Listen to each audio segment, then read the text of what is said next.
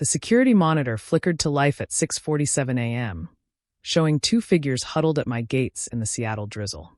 Even through the rain-blurred camera, I recognized them instantly. The same sharp cheekbones that had once looked down at me with disgust. The same proud shoulders, now bent with desperation. "Please," my mother's voice crackled through the intercom. "Valentina, we know you're in there. We're family." Family. The word tasted like ash in my mouth. I set down my coffee, Ethiopian single origin, served in handmade porcelain, and studied them. 15 years had not been kind. My father's designer suits had been replaced with a threadbare jacket. My mother's perfectly styled hair hung limp and gray. Security. I pressed the call button. "There are trespassers at the main gate. Please handle it." "No." My father's voice, once so commanding, cracked with panic. "Valentina, please. Just 5 minutes. We have nowhere else to go." I almost laughed. Nowhere else to go. Like I had when they threw me out on a rainy night just like this one. "My name is Valentina Marchetti." Yes, that Marchetti, founder of Marchetti Hospitality Group, owner of 17 luxury restaurants across the globe. You've probably seen my cookbook on the bestseller lists or watched my masterclass on building a culinary empire. But 15 years ago, I was just Val, the ugly daughter who threatened my family's precious image. The Marchetti name meant something in San Francisco's North Beach. Our restaurant, Bella Vita, had been serving authentic Italian for 3 generations. My beautiful parents, Marco and Isabella, were local celebrities, him with his Roman god looks, her with her Sophia Loren elegance. My older brother Luca inherited their genes, tall and golden, perfect for charming customers. Then there was me, short, sturdy, with a prominent nose and thick eyebrows that grew together no matter how much I plucked. My mother's solution was to keep me in the kitchen, hidden from view. "At least she can cook," she'd sigh to her friends, as if it were a consolation prize. And cook I did. By 13, I was creating dishes that had customers begging for recipes. By 15, food critics were sniffing around, trying to discover the secret chef behind Bella Vita's sudden rise. My parents basked in the glory while keeping me invisible. The night everything changed was a Saturday in October. The restaurant was packed with a wedding party, and I'd prepared a special menu. My twist on traditional dishes that had the bride in tears of joy. I was cleaning up when I heard my mother's voice from the dining room. "Oh, that's just our kitchen help," she was saying. "The real talent is our son Luca. He's studying at the Culinary Institute." Luca, who couldn't boil water without burning it. Something snapped in me. I walked out of the kitchen, not through the back like always, but straight into the dining room. 200 elegant faces turned to stare at the sweaty, flour-dusted teenager in chef's whites. "I made your meal," I announced to the bride. "Every dish, every sauce, every garnish." Not Luca. Me. The silence was deafening. My mother's face went from red to white to purple. My father gripped his wine glass, so hard it cracked. That night, after the guests left, they didn't even pretend to be diplomatic. "You humiliated us," my mother hissed. "How dare you show your face out there?" "My face?" I laughed bitterly. "You mean the face that's been cooking your success for 2 years?" My father slammed his hand on the table. "You ungrateful little, we gave you purpose. Ugly daughters ruin the family restaurant's image. You should be thankful we let you work at all." "Let me." I stood up, shaking. "I'm the only reason anyone comes here anymore." "Then leave," my mother said coldly. "If you're so talented, go. But you leave as you are. No money, no references, nothing with the Marchetti name." "Isabella," my father started, but she cut him off. "No. She wants credit? Let her earn it without our name, our reputation, our connections." She looked at me with the same expression she used for spoiled fish. "Get out." I left with the clothes on my back and $97 in tips I'd hidden over the years. 16 years old, sleeping in a 24-hour laundromat, washing dishes at a diner for cash. No one would hire a teenager with no papers, no references, no address. But I had something they couldn't take. I could cook.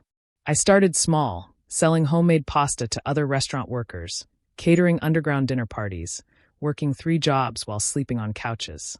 Every rejection made me hungrier. Every, "You're not pretty enough for front of house," made me more determined. 5 years later, I opened my first food truck.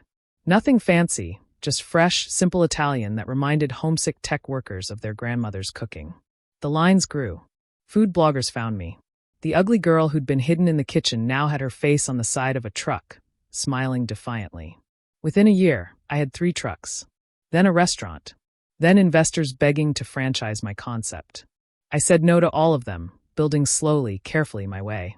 The day I opened my 5th restaurant, a reporter asked about my family's restaurant background. I'm self-taught, I said simply. Everything I know, I learned the hard way. Meanwhile, Bella Vita was struggling. Without my cooking, they'd returned to mediocrity.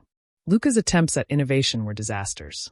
Health inspection issues, labor lawsuits, bad reviews. The empire my grandparents built was crumbling.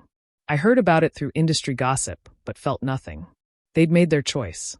Now, standing in my hand-built mansion overlooking Puget Sound, watching them shiver at my gates, I finally felt something.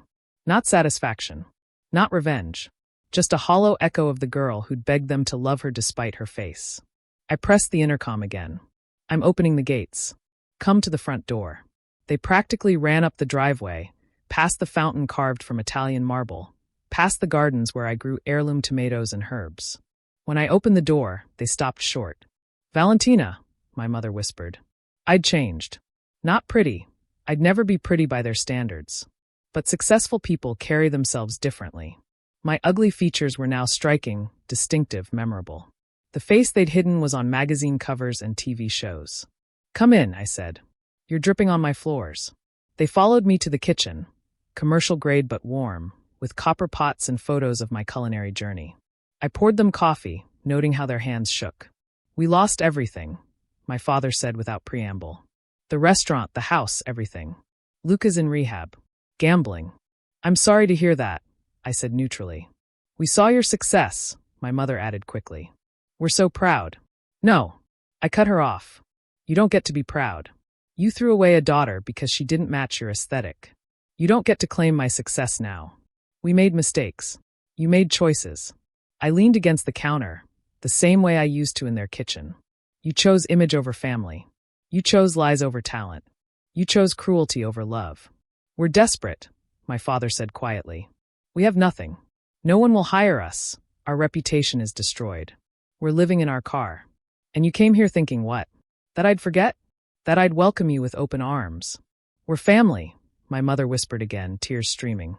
No, I said firmly. Family doesn't throw children away for being ugly. Family doesn't hide their own daughter like a shameful secret. They sat there, broken, and I felt the moment stretch. The 16-year-old in me wanted to scream, to rage, to make them hurt the way they'd hurt me. But the woman I'd become had learned that revenge was a dish best served not cold, but transformed into something better. I'll make you an offer, I said finally. One time, non-negotiable. They leaned forward desperately. I'll give you jobs. Entry level. You'll wash dishes, prep vegetables, clean floors. Minimum wage plus tips. You'll work in my Seattle location, where no one knows you. You'll live in the employee housing I provide for all my staff, small but clean. Washing dishes? My mother's voice was horrified. The same job you thought was fitting for your ugly daughter, I said calmly. The difference is I treat my dishwashers with respect. They're part of the family, the real kind, where we support each other regardless of what we look like. This is humiliating, my father muttered. No, humiliating is being told you're too ugly to be seen. Humiliating is being thrown out at 16 for having the wrong face. I straightened. This is opportunity. Take it or leave it. They exchanged looks, 15 years of marriage to wealth, now facing the reality of actual work. There are conditions, I continued. You tell no one you're my parents. You work your full shifts. You treat every employee with respect, from the newest busboy to my executive chef.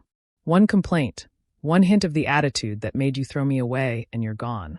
For how long? My mother asked. As long as you need work. I won't let you starve. But I won't let you pretend we're family either. My father's pride warred with his desperation. We gave you life. And then you threw that life away because it came in the wrong package. I pulled out my phone. I'm calling my manager. She'll meet you at the restaurant tomorrow at 5 a.m. That's when prep starts. 5 a.m. Too early for people who had their daughter cooking until 2 a.m. at 13? I raised an eyebrow.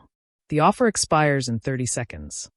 We'll take it, my mother said quickly, grabbing my father's arm. I made the call, gave them the address, and walked them back to the door. They looked smaller somehow, shuffling back into the rain. Valentina, my mother turned back. Your face, It's actually quite striking now. It's the same face, I said. The only thing that changed was my refusal to hide it. They walked to their beat-up car, and I watched them go. No dramatic reconciliation, no tearful forgiveness. Just a woman who'd built an empire from the ashes of their cruelty, offering them the dignity they'd denied her. My phone buzzed. Marco, my business partner, and the man who loved my strong nose and thick eyebrows, texting about our new Milan location. How did the meeting go? He asked when I called. I hired 2 new dishwashers, I said simply. Good people. I thought about it. They could be. Everyone deserves a chance to become better than they were. That night, I cooked myself a simple meal, pasta with my grandmother's tomato sauce, the recipe they'd never let me put on the menu because it was too rustic. I ate it in my beautiful kitchen, surrounded by the life I'd built without them. The security monitor showed their car still parked outside my gates, probably gathering courage for tomorrow. For the first time in 15 years, I wished them well. Not as parents, but as 2 more lost people who might find themselves in the dignity of honest work. My reflection caught in the window, strong features, determined eyes, the face of a woman who'd refused to be hidden. Not beautiful by conventional standards, but unmistakably, unapologetically mine. The ugly daughter had become something they never expected, visible, successful, free. And tomorrow, they'd learn what I discovered at 16. That there's honor in washing dishes, beauty in hard work, and family in the people who see your worth regardless of your face. The gates would open for them at 5 a.m. Whether they walked through was up to them. But I wouldn't be there to watch. I had an empire to run, built by hands they thought were only good for hiding in the kitchen. Turns out they were right about one thing. I did belong in the kitchen. Just not the way they imagined. I owned the whole restaurant now. And every dish that left it carried my name, my face, my story. The one they tried to hide. The one that refused to stay hidden. The one that fed the people who really mattered. Everyone who'd ever been told they weren't pretty enough to be seen.